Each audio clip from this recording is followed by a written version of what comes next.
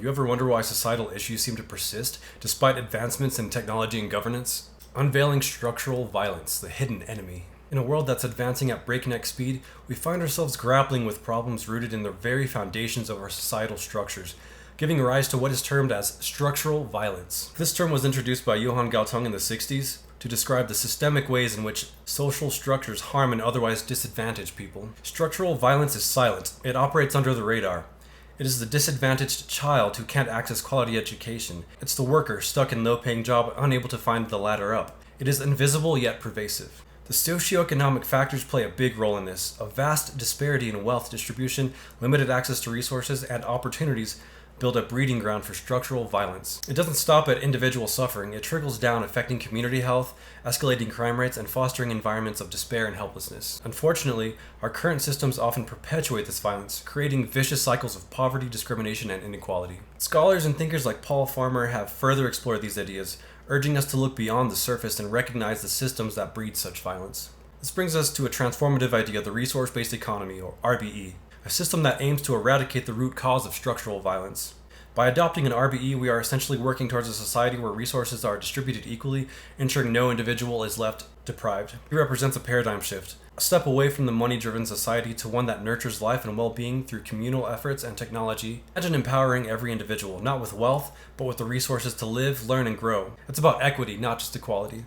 An RBE fosters community-driven approaches that stand tall against structural violence ingrained in our current systems. RBE isn't just a theoretical concept, it's a feasible solution that addresses scarcity, a key driver of structural violence, by promoting a dynamic equilibrium and efficient resource management. The world is declared common heritage, and we utilize our exponential innovations to provide a global, decentralized, access-based abundance. So let's break down structural violence again. It isn't always obvious because it operates ingrained in the norms, policies, and practices of society. It's more about what is not seen, the opportunities not given, the economic policies that favor the wealthy, and the societal norms that marginalize certain groups. Imagine not having access to quality education simply because of where you live.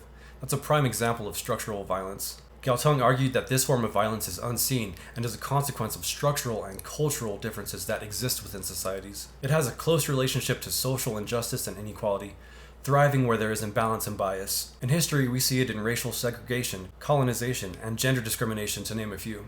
It is embedded in the very fabric of societies and has morphed over time, adapting to the changing landscapes. It has a fluid nature, reshaping and redefining itself to persist stealthily through generations. Some more real-world examples. We witnessed it in healthcare disparities, where people can't access health services determined by their socioeconomic status.